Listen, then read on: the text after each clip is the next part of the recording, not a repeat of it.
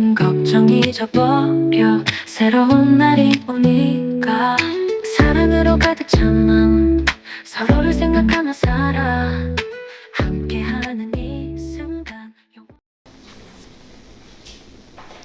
존경받는 그리스도인이었던 에이브러햄 링컨 대통령이 언제나 그를 힘들게 하고 어렵게 하고 괴롭게 하는 사람이 하나 있었는데, 그에게 여러 가지 언사로 말할 수 없는 수모와 모욕을 안겨주던 정적 스탠턴이 있었습니다. 스탠턴은 사람들에게 그렇게 얘기합니다. 여러분, 우리는 고릴라를 보기 위해서 아프리카까지 갈 필요가 없습니다.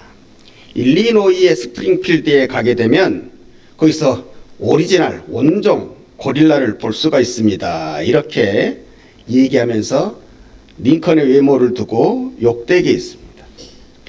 그가 그렇게 말한 이유는 스프링필드가 링컨의 고향이었고 링컨의 생김새가 마치 고릴라를 닮은 것 같다, 이렇게 생각을 했기 때문에 그렇습니다.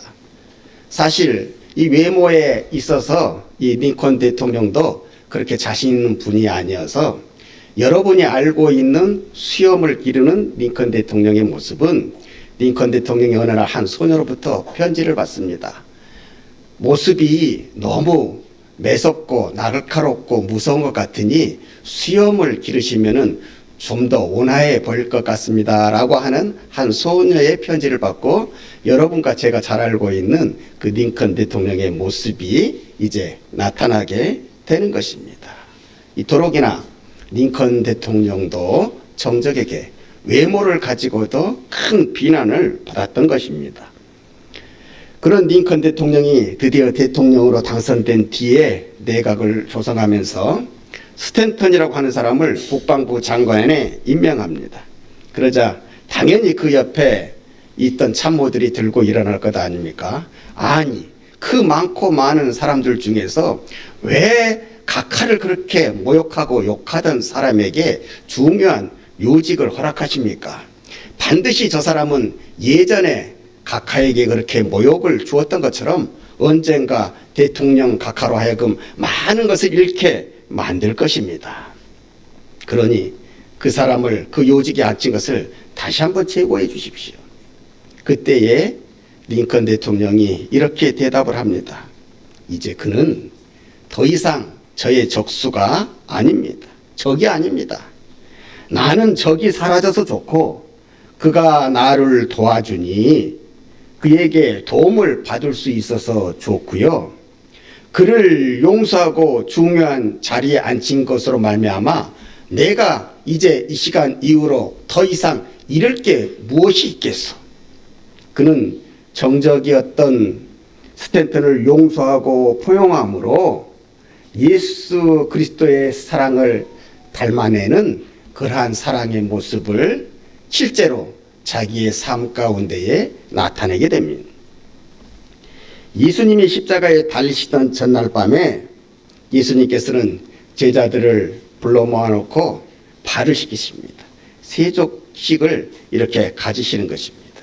그리고 성찬 예식을 거행하시고 그 다음에 말씀하십니다. 새 계명을 너희에게 주노니 서로 사랑하라. 내가 너희를 사랑한 것 같이 서로 사랑하라. 사랑이라고 하는 말, 서로 사랑하라고 하는 말, 유대인인 제자들에게는 너무나 익숙한 단어요, 익숙한 말씀입니다. 왜냐하면 아예 율법에 다 기록되어 있기 때문에 그렇습니다. 레위기 19장 18절 이하의 말씀에 보면 원수를 갚지 말며 동포를 원망하지 말며 내 이웃 사랑하기를 내 자신과 같이 사랑하라. 이토록이나 어렸을 적부터 들어온 말씀이니 서로 사랑하라고 하는 이 말씀이 새 계명이 될 수 있겠습니까?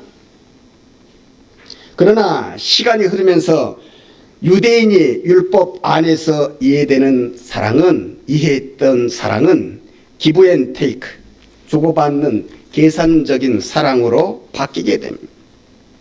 내가 받은 만큼, 아니 내가 그래도 하나님의 자녀이니 하나님을 믿는 사람들이니까 내가 받은 것보다는 조금 더 플러스를 해서 보태서 그 정도로만 사랑을 해야지. 이런 식으로 그들의 사랑이 바뀌어졌다는 말씀입니다. 그래서 수천 년을 이렇게 내려오게 되는 것입니다. 우리가 마태복음 18장 21절에 보면 예수님과 베드로의 대화가 나오는데 그 내용이 이것입니다. 용서를 얼마나 해줘야 됩니까? 주님, 용서를 얼마나 해주어야 내가 하나님의 자녀라고 할 수 있습니까? 내가 용서를 얼마나 해주어야 내가 사랑을 알고 사랑을 할 줄 아는 사람이라고 할 수 있습니까?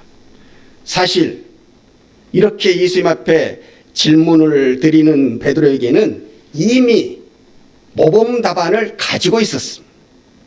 당시 유대인의 상식상 3번만 용서, 누가 나한테 잘못했을 때 3번만 용서해주면 그 사람은 대단한 사람이에요. 그리고 더 나아가서 7번을 용서해주면 인간이 해줄 수 있는 최고의 용서를 베푼 것이라고 생각을 했습니다. 그래서 예수님께서 칭찬받아 볼 양으로 주님, 사람이 저에게 잘못을 했을 때에 7번만 용서해주면 되겠지요. 이렇게 의기양양하게 말씀드렸던 것입니다. 주님의 칭찬을 생각하고 말이죠. 그때 주님이 말씀하시죠.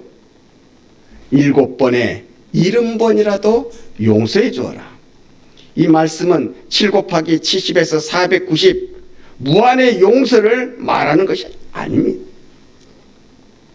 무한의 용서를 말하는 것입니다. 할 수만 있다면 계속되는 용서, 끊임없는 용서로 너희가 유대인과도 다르고 세상 사람들과도 다름을 나타내라고 말씀합니다. 490번 그 숫자를 더 늘리신 것이 아니라 이 숫자의 의미는 너희가 할 수만 있으면 너희의 삶 가운데 너희한테 잘못돼 하는 그 사람을 계속해서 끊임없이 용서해 주는 사람으로 그런 사랑의 마음을 가지고 그 사람을 보아라. 이렇게 말씀하셨던 것입니다. 주님은 말씀만 압사하신 것이 아닙니다. 친히 행동으로 보여주셨습니다. 오늘 본문 말씀이 있기 전에 예수님께서는 당신의 마음을 가장 아프게 했던 가롯 유다를 끊임없이 용서하고 끊임없이 그를 사랑으로 대해주고 있는 모습을 볼 수 있습니다. 예수님께서는 12제자를 뽑으실 때에 11명을 어디서 뽑으시냐면은 북쪽 갈릴리에서 뽑으십니다. 그리고 한 명의 제자를 어디에서 뽑으시냐면 북쪽이 아닌 남쪽에서 뽑으십니다. 그 남쪽에서 뽑힌 제자, 남쪽에서 단 한 명의 제자가 예수님의 제자로 선택되는데 그 사람이 가롯 유다인 거예요.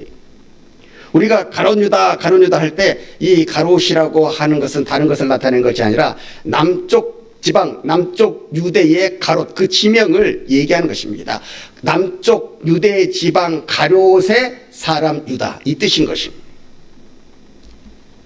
이렇게 뽑힌 제자들이지만은 예수님께서 얼마나 신중하게 뽑으셨겠어요.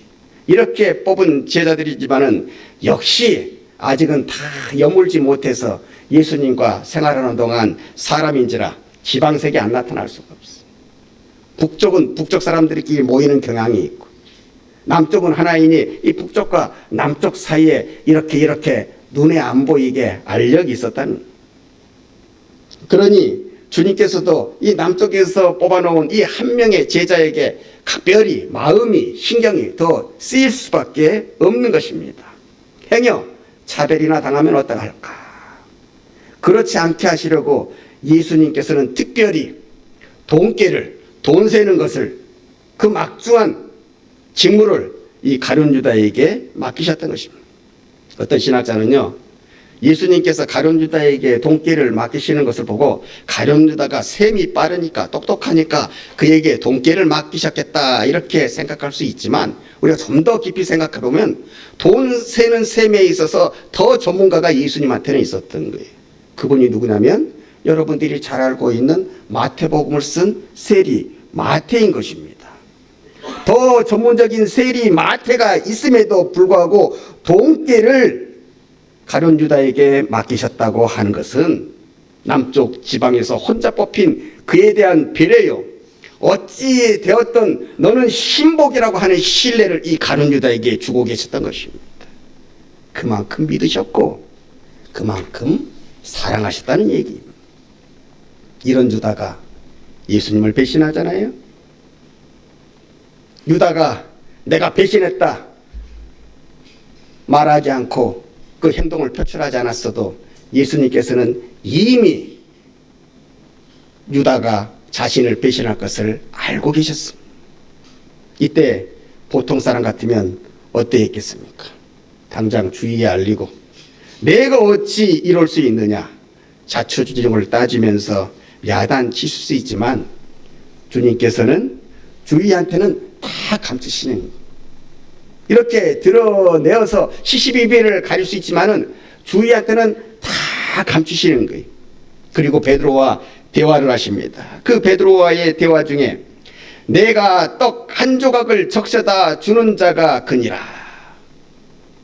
이렇게 말씀하시면서 그에게 떡을 가져다 주시며 다 알고 계심을 이 가룟 유다에게 넌지시 알려주시면서 은연중에 이 가룟 유다가 자기가 해야 할 그 일에 대해서 돌이킬 기회를 주셨던 것입니다. 회개할 기회를 주셨던 것입니다. 끝까지 사랑하셨던 것입니다. 부활하신 후에도 우리 예수님은 마찬가지셨습니다. 예수님을 십자가에 못 박은 온흉들인 빌라도나 대제사장을 찾아가서 복수하지 아니하셨습니다. 그들을 찾아가서 봐라 니들이 한 말이 틀리고 내가 한 말이 맞지 아니하냐 누가 맞느냐 이렇게 자신들의 원수들에게 찾아가서 시시비비를 가리지 않았습니다. 이는 원수들인 그들마저도 예수님이 부활하신 소식을 듣고 믿음이 생겨서 구원을 받을 수 있는 또 다른 기회를 주시기 위함입니다. 원수마저도 끝까지 사랑하신 예수님, 원수에게도 끝까지 회개할 기회를 베푸시는 사랑의 모습이 부활하신 우리 주님의 모습 속에도 담겨 있는 것입니다. 그러므로 우리는 십자가의 사랑을 얘기할 때, 예수님의 사랑을 얘기할 때 단순히 십자가를 지시기까지 우리를 사랑하셨어요. 여기까지 십자가를 지시기까지의 사랑만 얘기하면 안 되는 거고요. 부활하신 이후 계속해서 원수들을 향해서도 끊임없이 구원의 기회를 베푸시는 엔드레스 러브, 계속해서 끊이지 않는 영원한 사랑을 베푸시는 이 예수님의 사랑까지도 알아야 우리가 비로소 예수님의 사랑이 어떤 것인지를 좀 더 많이 알게 되었다고 얘기할 수가 있게 되는 것입니다. 이처럼 유대인이 알고 있는 사랑과 오늘 예수님이 말씀하시는 사랑이 전혀 다른 사랑이 있기에 제자들에게 익숙한, 제자들이 익히 알고 있는 서로 사랑하라고 하는 이 말씀을 주시면서도 이 말씀은 새 계명이니라 이렇게 말씀해 주시는 것입니다. 이전까지의 사랑은 내가 기준이었기, 사랑을 준 것만큼 돌려받지 못한다고 했을 때 힘들고 억울하고 괴로웠습니다.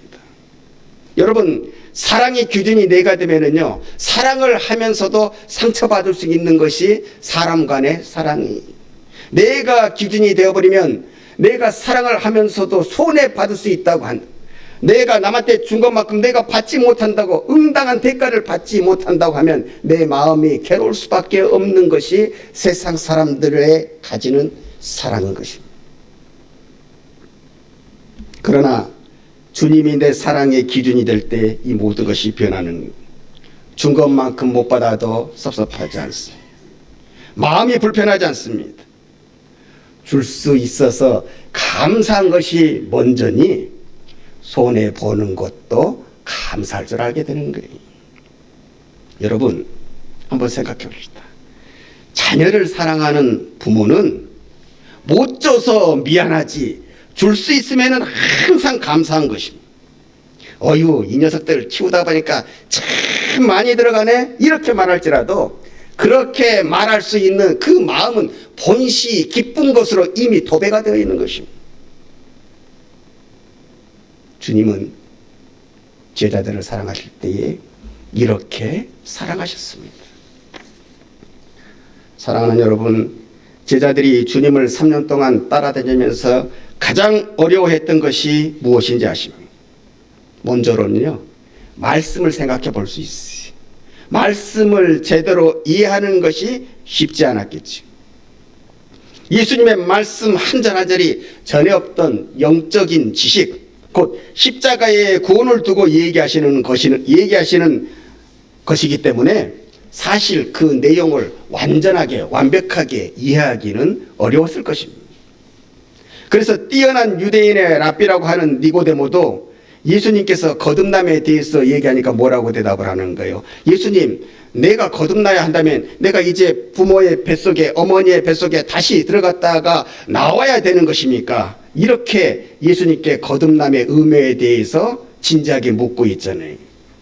학자인 니고데모가 이 정도이고 보면 제자들이 말씀을 제대로 배우고 익힌다고 하는 것이 그리 쉬운 것이 아니었음을 우리가 미루어 짐작할 수가 있는 것입니다. 다음으로는 기적이 어려웠을 것입니다. 기적을 배우기가 어려웠을 것입니다. 왜냐하면 기적은 능력이기에, 기적은 하나님께서 주시는 선물이기에 배움으로 된다고 하는 거예요. 내가 노력한다고 기적이 내가 가지는 능력으로 찾아오는 게 아니잖아요. 그래서 기적을 일으키기가 어려웠을 것입니다. 그러나 뭐니 해도 어려웠던 것은 서로 사랑하는 거예요. 3년 동안 공생의 생활을 하면서 가장 어려웠던 것은 말씀을 배우고 이해하는 것보다도, 기적을 일으키는 것보다도 서로 사랑하는 사람이 되는 게 가장 어려웠던 거예요. 이것이 얼마나 어려웠던지 예수님께서 그렇게 말씀하시잖아요. 이번에 내가 예루살렘으로 올라가게 되면 이제 내가 받은 사명을 다 이루게 되리라, 성취하게 되리라, 내가 십자가의 고난을 지게 되리라, 그렇게 말씀하셨음에도 불구하고 이 사람들은 잘 모르는 거예요. 올라가면은 예수님 때문에 자기까지도 영광을 받을 줄 아는 거예요. 그게 고난의 길인지도 모르고 말이죠. 그래서 그 올라가는 길에 한마음이 되지 못하고 서로 간에 자기의 영광을 위해서 얼마나 부딪히고 치열하게 대결하는지 모릅니다. 본래 우리가 아는 치맛바람은 한국에 있다고 그러죠. 그리고 한국보다도, 한국 중에서도 어디에 있다고 합니까? 강남에 가면은 그렇게 치맛바람을 많이 볼 수 있다고, 자녀들에 대한 치맛바람을 많이 볼 수 있다고 하는데, 성경으로 보면은 예수님 때가 원조했습니다. 예수님의 친척되는 요한과 야고보의 어머니 살로메가 예수님 앞에 나와 주님께서 이번에 예루살렘에 올라가시면 이 땅에 오신 목적을 이루신다고 다들 이야기하는데, 그때 내 아들 하나는 예수님의 좌편에 앉게 해주시고 다른 하나는 예수님의 우편에 앉게 해주시면 안 되겠습니까? 이렇게 청탁을 드리는 겁니다. 얼마나 단단한 배경을 갖고 있었는지 요한과 야고보가 말했지. 이런 배경에서 밀린 다른 제자들은 감히 그 앞에 나아가서 아니 이런 불공평한 경우가 어디에 있습니까? 이렇게 얘기하지 못하고 뒷전에 물러나서 화내고 분개하고 어찌 이런 일이 우리한테 있을 수 있는가, 그러면서 베드로와 요한을 질시의 눈으로 바라보았다는 것, 그 요한과 야고보를 질시의 눈으로 바라보았다는 것 아닙니까? 서로 하나 되고 자신을 넘어선 사랑을 하는 것이 3년 동안 예수님의 뜻을 배웠지만은 그걸 해내는 것이 이토록 어려웠던 것입니다. 오늘은 3.1절 기념주일인데 한국의 기독교가 다른 나라의 기독교들과 비교해서 강하게 평가받는 것은, 장하다고 평가받는 것은 다른 것이 아닙니다. 한국의 기독교가요, 항상 역사적으로 억압받는 자의 편에 서서 거기에서 당하는 고난을 달게 적기에 그렇습니다. 나를 희생하는, 나를 넘어서는 사랑을 우리 기독교의 역사 속에, 우리의 역사 속에 기독교가 감당해 냈던 것입니다. 우리 민족이 힘들고 어려울 때마다 나라 사랑, 민족 사람의 애국심을 지폈던 것이 우리 기독교요, 그 안에서 살아갔던 믿음의 선교였습니다. 이 기독교의 역사를 비교해 보면 다른 나라들에게 기독교가 들어가게 될 때에 우리나라에 기독교가 들어오게 될 때에 가장 큰 차이점이 되는 것입니다. 그래서 대부분 우리나라에 들어온 선교사님들도 그렇게 후대들로부터 진짜 하나님의 종이었다고 평가를 받는 것입니다. 왜냐하면 그분들이 가난한 편인 우리 민중들의 편에 서서 불의와 억압에 대해서 같이 항거해 주었기 때문에 그런 것입니다. 이 좋은 뿌리가 있어 한국의 기독교라고 하는 나무는 세계에서 유래를 찾아볼 수 없을 정도로 빠른 성장을 이루게 된 것입니다. 기독교인들이 참 멋져. 기독교인들은 굿이야. 그러니 나도 기독교인이 되고 싶어. 이렇게 기독교인을 바라보는 세상 사람들의 마음 속에서도 나도 기독교인이 되고 싶어하는 가마를 끼치고 살았던 것이 우리 믿음의 선배들이셨습니다. 내가 너희를 사랑과 같이 너희도 사랑하면 이는 나를 넘어선 사랑을 하라. 이렇게 우리에게 주님이 말씀하시는 것입니다. 우리가 그리스도인으로서 그리스도 예수에게 속한 자라면 다른 무엇보다도 이 모습을 닮아야 할 것입니다. 온수도 포용으로 감싸면서 살아간 링컨 대통령이 워싱턴의 포드 극장에서 배우인 제이 부스의 흉탄에 맞아서 쓰러진 날 저녁에요. 그의 시체를 눕혀놓은 좁은 방에서 스탠던 국방장관이 가만히 서서 말없이 링컨 대통령을 이렇게 유심히 내려다봅니다. 그러다가 그 눈가에서부터 눈물이 흘러내리기 시작하더니 이렇게 고백하는 것입니다.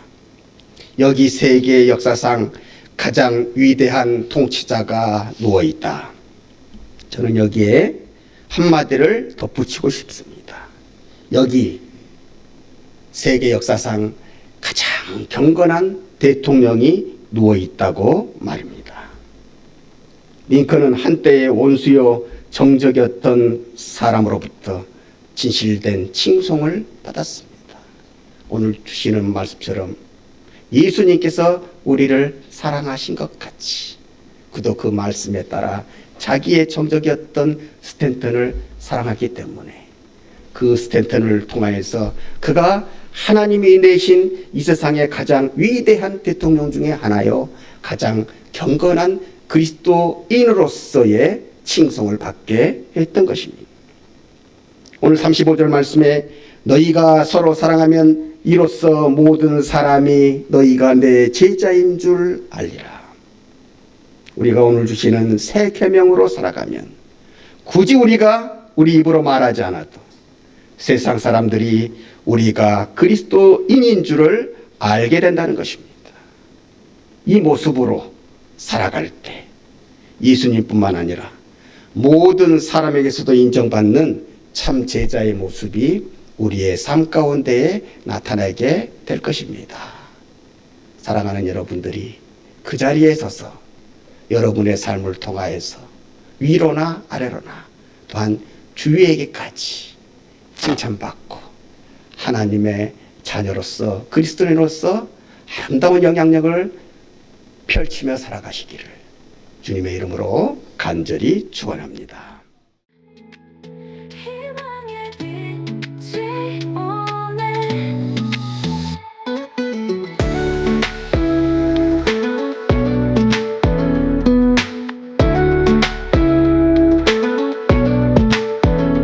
작은 기적 큰 기도 우리가 함께 만들어 마음 깊은 곳에서 뜨거운 마음 느껴봐. 새벽이 밝아오는 그 시간 기쁨이 우리 감싸고 희망이 넘치는 세상 우리가 꿈꾸던